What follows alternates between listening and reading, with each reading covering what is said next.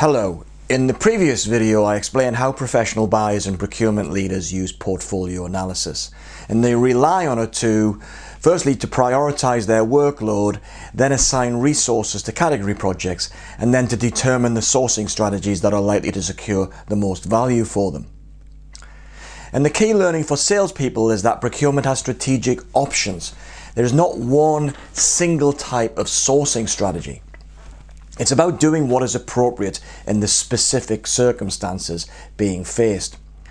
What is important for sales is to understand where in the customer's category portfolio the category the supplier serves actually sits. Is it in bottleneck, leverage, strategic, or transactional? Understanding the true positioning of the category is crucial for the salesperson if they're going to develop an approach that complements that of the customer's procurement operation and begin to use a common language. For example, if the supplier is providing something very definitely non-strategic, something in the transactional box, then it would be a mistake to oversell the supplier's commitment to partnership development and intensive, possibly time-consuming collaboration. The buyer won't be interested and will think the supplier doesn't understand the customer business sufficiently well or isn't a good listener. Therefore, being more closely aligned to customer expectations usually makes for more effective communications and efficient commercial transactions. But we don't only expect salespeople to passively react to their customers' positioning of their products and services. Ideally, we would like sales to take the game to procurement and be confident in their offering and competent at pressing the right hot buttons. This is why understanding portfolio analysis from both the customer and supplier perspectives is so important. Before I get into suggesting appropriate sales responses, let's have a quick refresh on the typical procurement strategy for each box in the portfolio matrix. For leverage categories, procurement will be looking to maximize savings and will do so using competitive tendering, reverse auctions, and tough negotiation. For strategic categories, long-term agreements are likely to feature, as will cost transparency. Although procurement will often be itching to push the category down into leverage, where it can usually command more competitive pricing. For bottleneck categories, procurement will be concerned with managing risk, whilst looking to open up the specification to make it more generic to enable more suppliers to bid. Both strategic and bottleneck are examples of where the professional buyer has to work a lot harder to get the supplier to comply with demands for savings and other improvements. For the buyer, life is usually a lot easier when you're managing transactional or leverage categories. For transactional categories, procurement will be looking to minimize its effort, standardize a specification or simplify it, automate or even outsource it to a supplier who will manage the spend on their behalf. So how best can the supplier respond? A supplier operating in the customer's leverage box can expect procurement to be extremely assertive in demanding cost savings. The salesperson must be prepared to address the customer's expectation that tangible cost savings will be front and center in any negotiations. As I mentioned earlier, proposing partnership working and long-term agreements without the offer of savings will, in the blink of an eye, get the salesperson thrown out and a competitor brought in. Those supplying a category in the bottleneck quadrant should aim to take a conciliatory approach to relationship management and negotiation. Signal your commitment to collaborate, but be firm in protecting your margins. The buyer assigned to the category will undoubtedly try to leverage savings.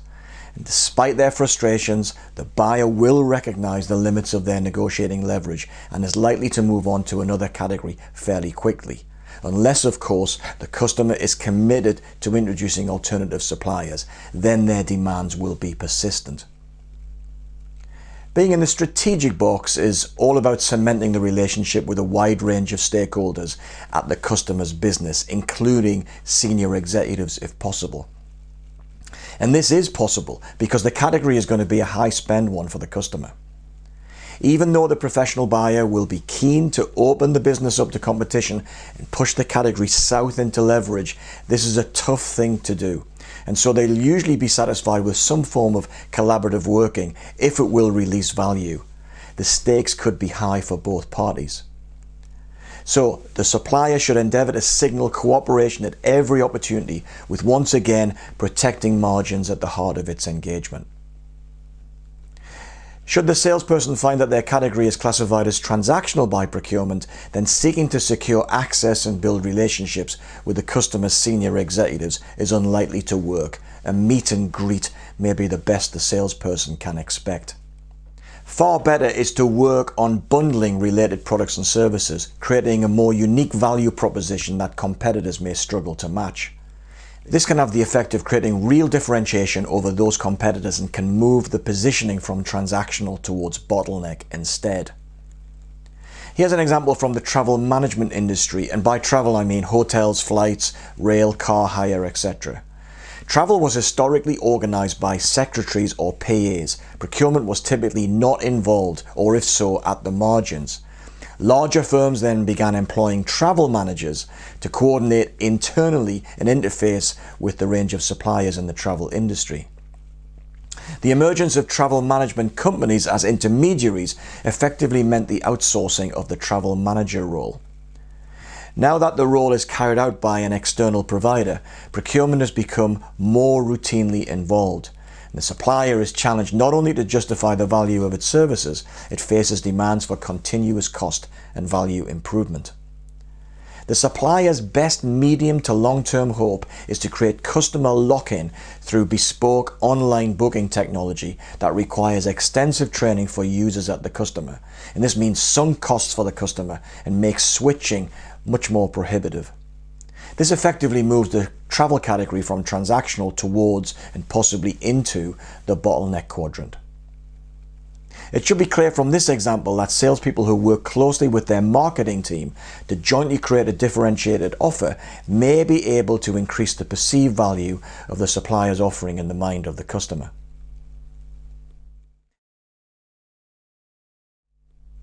Okay, in summary, salespeople are urged to become competent in the use of procurement portfolio positioning because it informs them of the sort of sourcing strategies and behavioral approaches they can expect from procurement.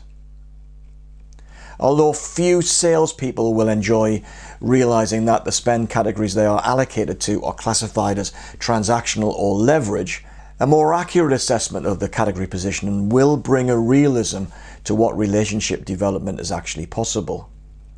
After all, it's better to invest in relationships based on a realistic assessment than to simply throw sales resources at them and hope for the best. Partnership and collaboration-minded suppliers that find themselves commoditized in the lower quadrants of the matrix should look to develop new value propositions that broaden the scope of the products or services they provide in order to differentiate their offerings and reposition their classification into one of the bottleneck or strategic quadrants.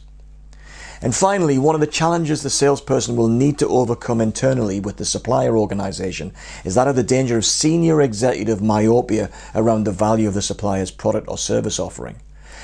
We all like to believe our services and products are strategically important, so it can be a sobering insight for the supplier's seniors to find the company in the customer's transactional box.